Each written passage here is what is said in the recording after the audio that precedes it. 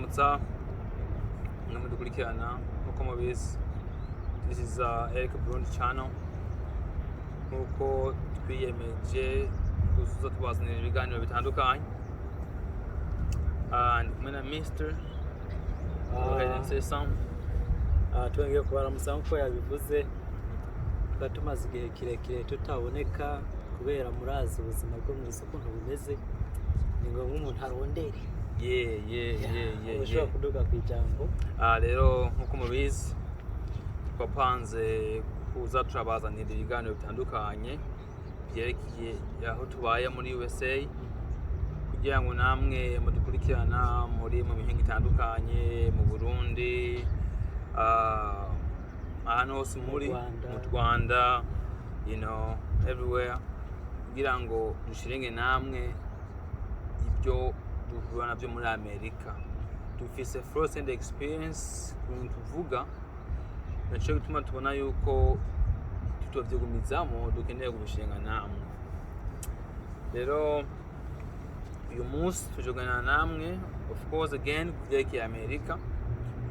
Hanyuma uyu munsi tuganira kandi twebwe ibiganiro dukora ni biba byanditswe, ni nka normal talk dukora twaganira, so ni ibiganiro bisanzwe.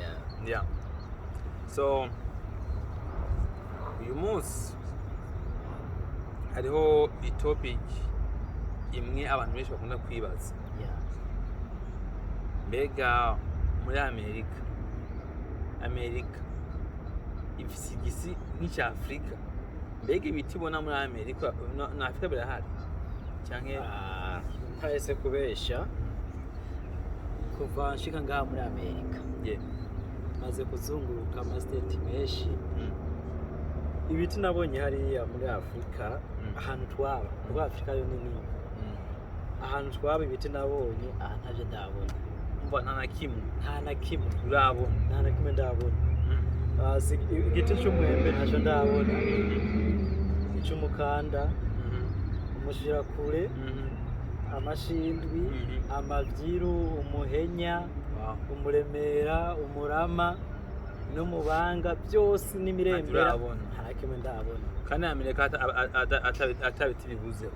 Ibiti ni byinshi kuko tuvuge uvuye muri state ya mbere, bamba uvuye muri state urimo ukaja mu indi state, uca ahantu hari ibiti byinshi. Muga ibyo biti nta hantu uzobona igiti wigeze ubona muri Afrika. Ntuzobona umushirakure nkuko nabidondaguye, nta bihari. Umva hari ibintu bitandukanye. Nk'umuntu tuvuga arinze ambaza ati ngo kijya giti cyitwa gute, yoba agomba kungora kugurishije. Okay, agomba kungora kabisa. Okay, yakoze cyane.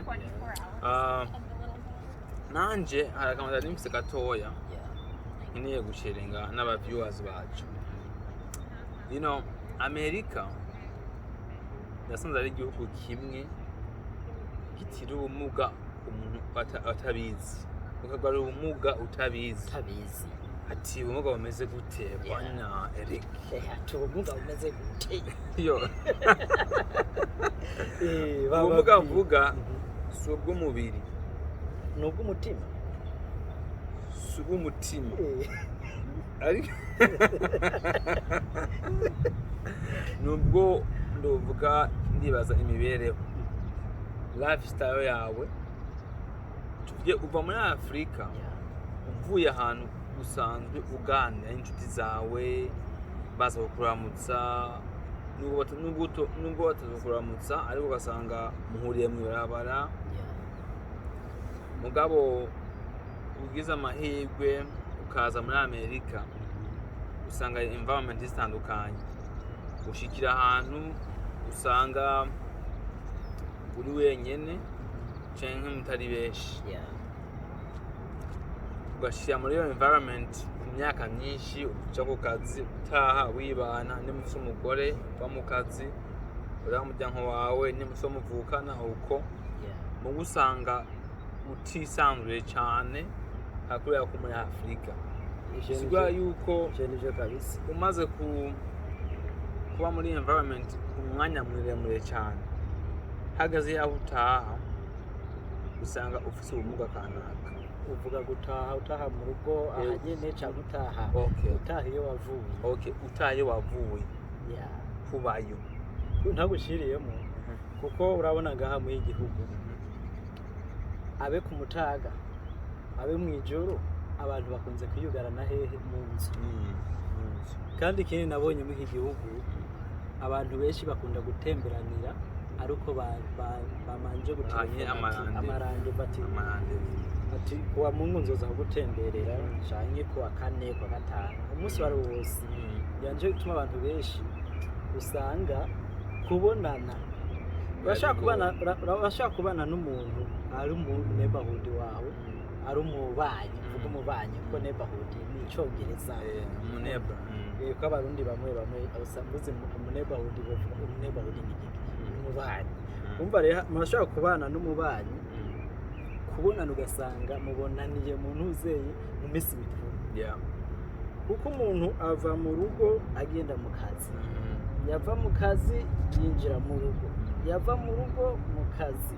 Urumva ni ibintu nk'ibyo ibintu biguma bigenda uko nyine nicyo bituma abantu kubonana usanga ari bigoye kabisa. Kandi ikindi niyumviye ati none ni kuki abantu baguma biyugaranira mu mazu. Je nariyumviye kuko hari umuntu yambwiye ati hari umuntu yajya bambe yari mu rugo mu nzu amwango wuguruye aza abona umuntu amusanze mu nzu. uri mu nzu ukazabona umuntu agusanze mu nzu nawe uraza abantu bo ngaho ukuntu bimereye. Benshi bakunda kugendana intuze ingoho ibintu nk'ivyo musanze mu nzu kurasa kabisa.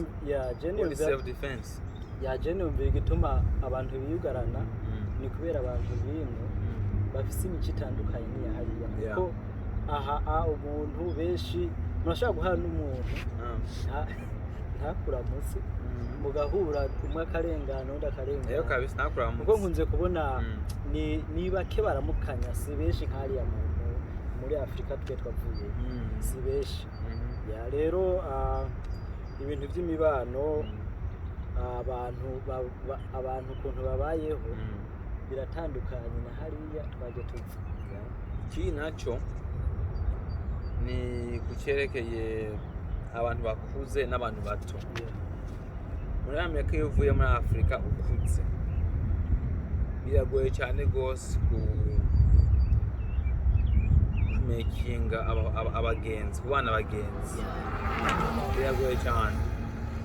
Muga iyo waje uri muto bashika amashuri mato usanga biri very easy kuri wewe kuronka abagenzi benshi. Usanga biri very easy. Muga ibyo by'abagenzi urabona mu iki gihugu abana bafite imyaka 15 14 13 usanga bamwitabi usanga bamwe urumogi. Muga si bose muga benshi muri bo banywa itabi n'urumogi.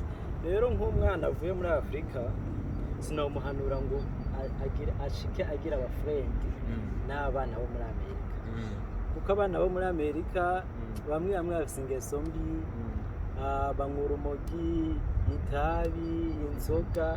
Biramara amaje kubona nk'umwana w'imyaka 13 ariko anywa itabi cyangwa inzoga.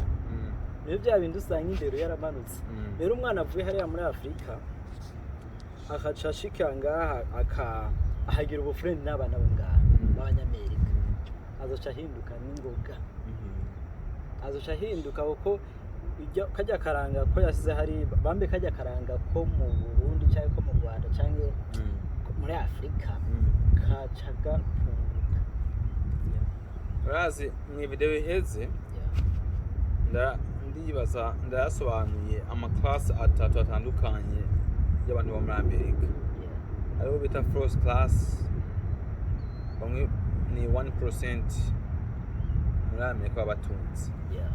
Hariho na second class hamwe n'iyo bita working class. Amaklasi atatu numva ni ubwoko butatu bw'abantu muri Amerika. Abatunzi ba mbere bo hejuru hari aribo igice kimwe kumbe no ngaho imvura irakuba nka kujya ko muri Afrika igomba bw'imvura urayumva ibintu bigenda bisa bigenda bisa ntabyo kuvuga ngo wani muri Afrika ngo wani muri Amerika imvura igwa kujya nyine izuba ryaka kujya nyine kuriya nyene rero back to our topic rero dusubiye kuri kimwe cy'abana banywa urumogi abana benshi muri Amerika banywa urumogi cyane ndasanze ari abana b'abavyeyi bari muri working class iriya class ya nyuma kuko usanga umuvyeyi kubera muri Amerika nshoboye kubaho atakaza ufise biragoye kese w'ikimuga canke ubayeho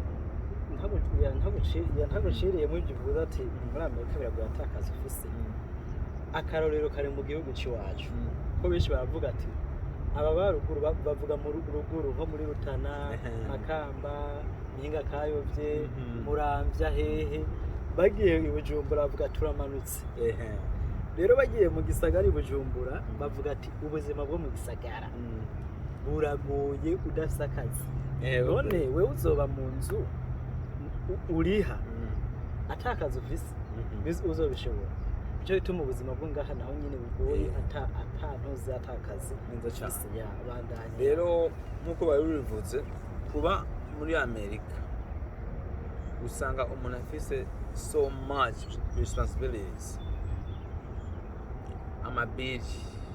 amabiri I mean kuri rent y'inzu doje usanga hase umaze kubyara umwana yuri umuvyeyi wawipfuriza abana bawe success ubuzima bwiza kuri iyo mpamvu akazoza keza usanga abavyeyi benshi bakurubuza ububiri ugasanga kurubuza ububiri canke akoza akazi kamwe mugamasaha menshi agasobanura overtime kugira ngo aronke enough income yo gutunga umuryango rero muri iyo process usanga spendinze umwanya muremure mu kumekinya amafaranga ugasanga hari umwanya muto babana biwe ugasanga babana rero abarekeye iki baratabizi bavuye ku ishure bagize mu rugo umuvyeyi naho aba yaraye mu kazi shift ya gatatu canke ya kabiri agashika ryama ugasanga umuvyeyi nta mwanya uhagije wo kuyagana n'abana biwe ngo abaganize neza ngo abafashe ugasanga rero babana bato uvuze bagiye mu bintu nk'ivy'urumogi ibintu nk'ibyo nk'abantu baba bakora mu makampani abantu bakora mu makampani bobo njanye kuko aranataha mu rugo hariho abantu batwaza amatraki usanga bagenda mu masiteti bakamarayo indwi zibiri batabonanye n'abana bumva abana mw'ico gihe baca biga imico mibi kuko abana bari hambavu y'umuvyeyi sico kimwe n'abana bari kure y'umuvyeyi baratandukanye kabisa nuko ubuzima bwiza cyane rwose cy'amatrake nkuko yavuze ubwa mbere akazi k'amatrake jewe sindagakora kuko wenda afise abagenzi amatrake tuvuze amatrake guys nk'utabitahura amatrake ni vya bigari vya romorke vya bigari binini batwaza bitwara imizigo bya bindi biva Bujumbura bigenda i Muramvya biva Muramvya bigenda i Makamba byava i Makamba bikagenda mu Rutana ivyo nyene mu ntara zose rero ivyo n'abantu batwaza muri Amerika ngo harimo amafaranga menshi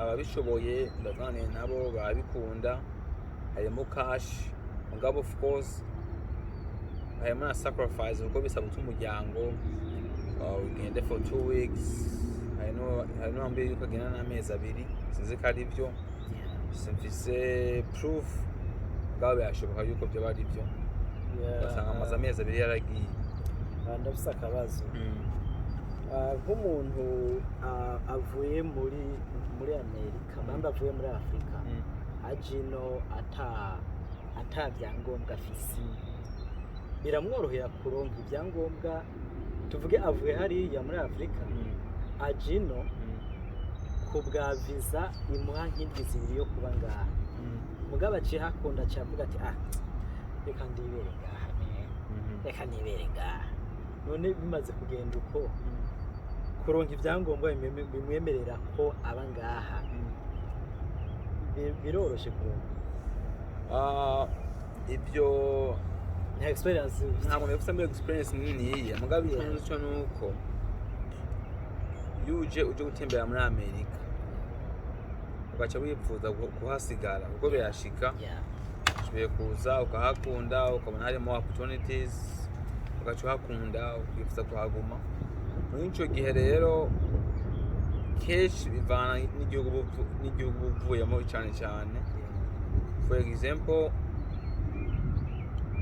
usanzwe uvuyeho mu gihugu cyasanzwe kirimo intambara cyangwa kirimo ibibazo byinshi of course ushoboye gukoresha iyo situation mufite hiyo mu gihugu cyanyu cy'ibyo bibazo kugira ngo usabe asylum usabe kuba muri Amerika ibintu nk'ibyo hama ugakurikiza process bagusaba gushika naho bigukundiye mugabo iyo topic ntabwo mfisemo so much experience mugabo next time tugarutse tuzoyivuga ko cyane nawe utafite experience yacu ikara aho riri ikara ntibavuga ngo rirera ikara turazi ko ryirabura cy'ukuntu maze kubona iyo umuntu avuye hariya muri Afurika akaza ngaha atabyangombwa afise akaza ka gutembera nko gutembera ahaca hashima biragoye cyane kugira ngo ibyangombwa kuko ndazi harimo abantu benshi usanga bitwaye imyaka 15 batarabona ibyangombwa ibyo kabivuze ukuri ko ndazi inshuti iri hano bajeje ngaha muri 2006 ntabwo bamwe ibyangombwa so yabirashika rero tuvuge rero nk'umuntu afise nk'umufiance acavuga ati rero je ngomba ngende hariya gutembera hama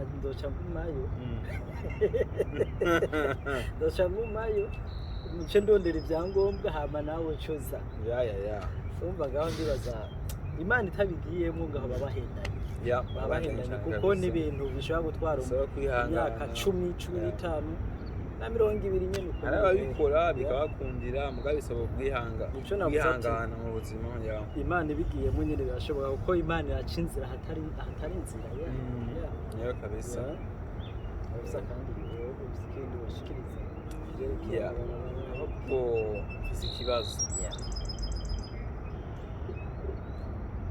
mbega muri Amerika hari amastate 50 so ayo mastate 50 aba ari manini nimba ni nk'ibihugu basically byari ibihugu mbere byunze ubumwe icyo biba United States of America rero ibihugu byiyunze bitandukanye gute niba usigurira uko bitandukanye biratandukanye cyane cyangwa biratandukanye ushobora kuronka akazi ngaha hari ukakabura cyangwa ukaronka akazi ukakabura bimeze bisanzwe urabona tugishika ngaha mu iki gihugu je ndibuka muri 2009 kuri ya ntwaro ya Obama abantu benshi baravuye muri Ohio bagenda kuba muri Iowa barondera ubuzi urumva Iowa hariho ubuzi aha utari urabona ko hari hitandukanye kandi ikindi nabonye ibisagara nabyo ntabwo bisa nko muri California canke New York City hari betaje binini utopfa ubonye muri Ohio utopfa ubonye Kentucky urumva uko amastate atandukanye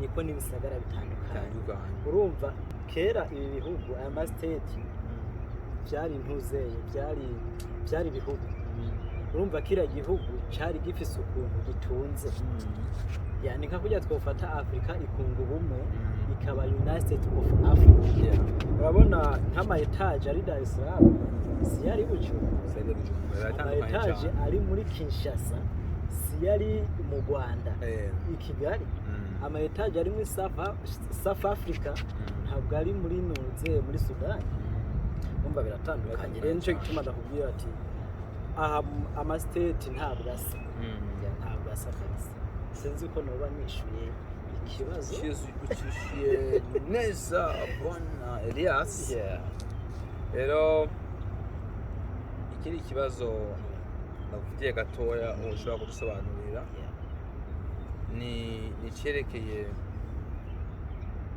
bene wacu abarundi baba muri Amerika. Ejo bundi ndakoze research nsanga muri Kenya hinjira amadolari arenga ibiliyoni imwe y'amadolari yinjira muri Kenya avuye mu diaspora baba hanze b'abanyakenya ibintu nk'ibyo.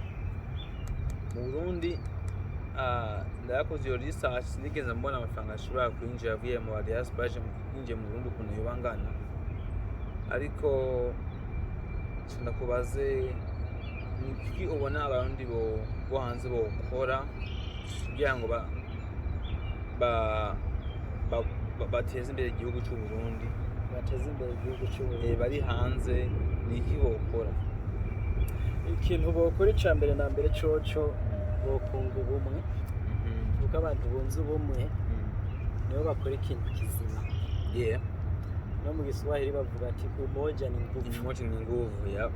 Rero ikintu nabonye ngaha abarundi bo ngaha muri Amerika ntabwo bunze ubumwe, mugabo hariho abunze ubumwe mu masiri.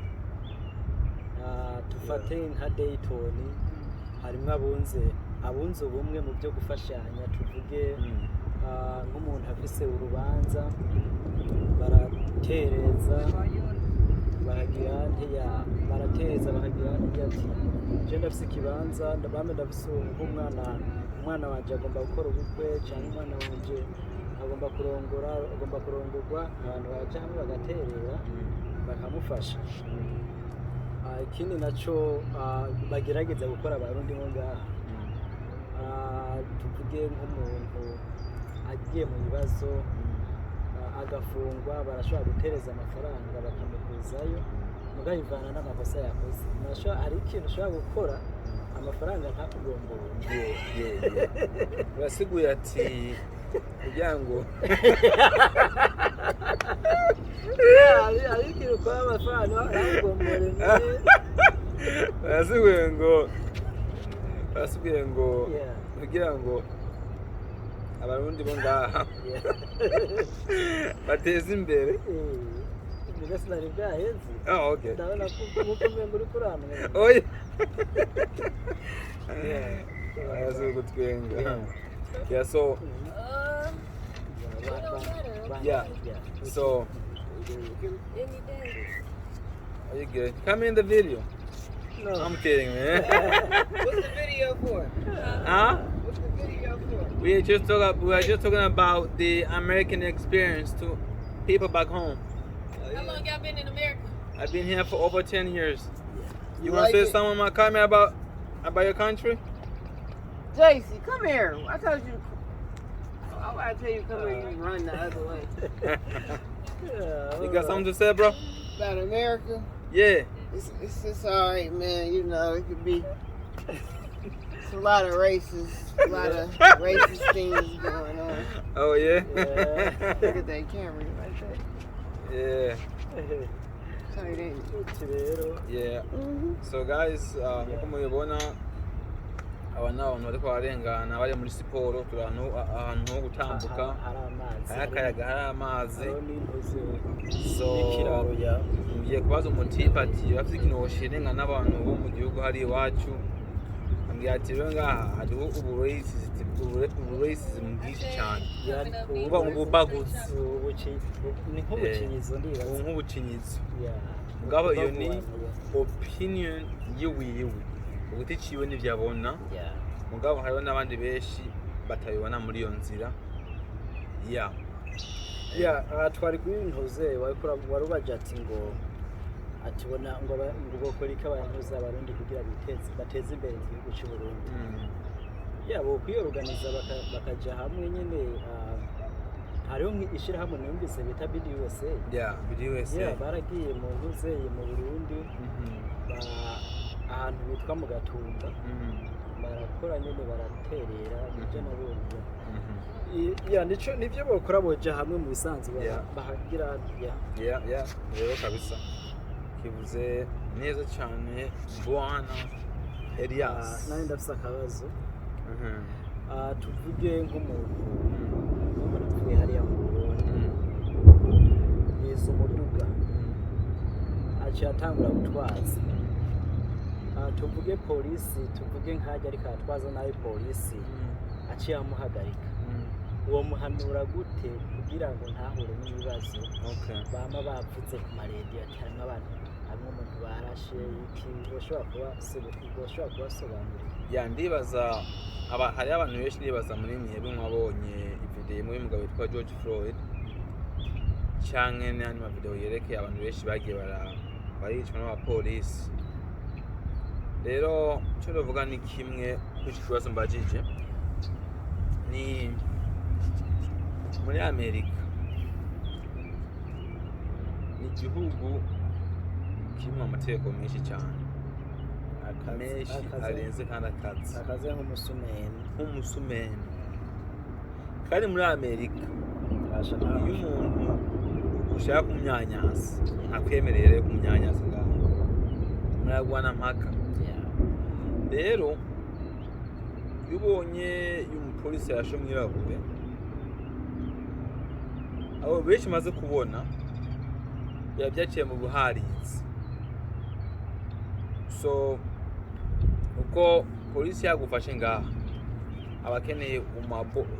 abakeneye ukore bya kubarira urabona mugabo hari igihe nawe ushoboye kubona ibintu ariko akubarira nawe ariko arenga amakosa bigatuma ushaka kuresistinga cyangwa guharira ibyo kubarira hamwe naho kubera uwo mupolisi afite authority afite iyo ngoho mugeze kure ashobora kukurasa kuko ndazi neza abafite uburenganzira bwo kurasa uri mu makosa tuye nk'ubu for example agusanganya ingoho uri kwa resistinga yuko agufunga nawe ufite ingoho n'icyo gihe yakurashe sinibaze ko umupolisi waje mu kibazo mugabo abapolisi muri iyi minsi bamaze iminsi baje mu bibazo niba ari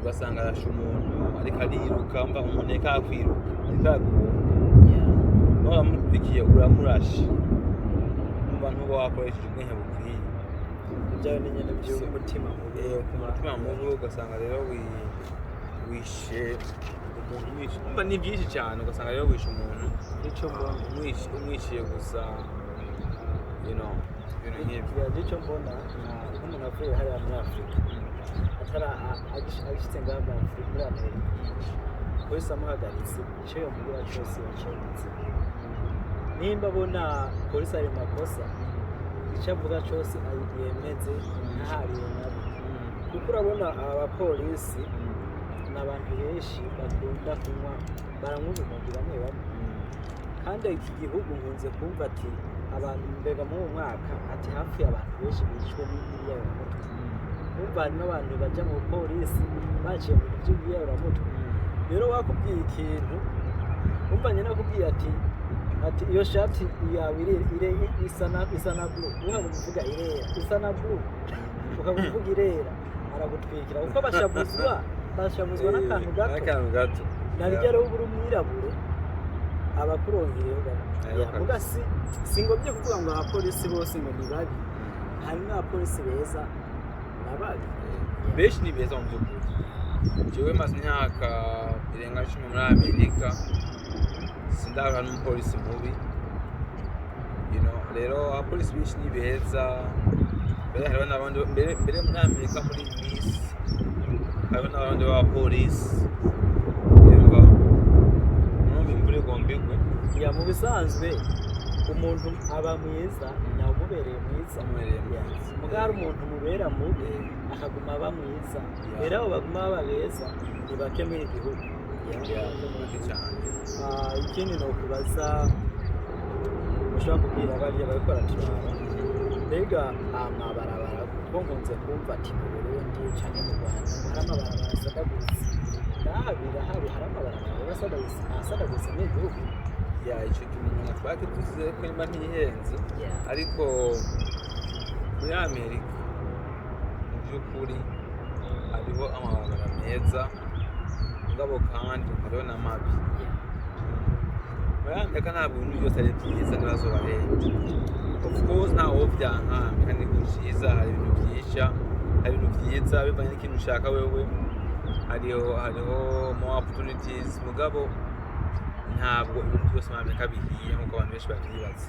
ntabwo bigiye kabisa Nicyo gituma muri Amerika ugiye utwaje nk'iyo mu mabarabara usanga umwanya wose bariko barubaka kubera bariko barasubiramwo amabarabara yabomaguritse bagomba kutugera imeze okay tugiye kazi tugomba duheza hagana n'ibyo bigo noneho sawa rero ntaha turangirije murakoze mugire imana. abadukurikirana turabasabye n'ukuri muze muragira subscribe nimba hari ikintu mubona tuvuze kirimwe amahinyu mushira muri mushira muri comment mushira ngaha hasi muri comment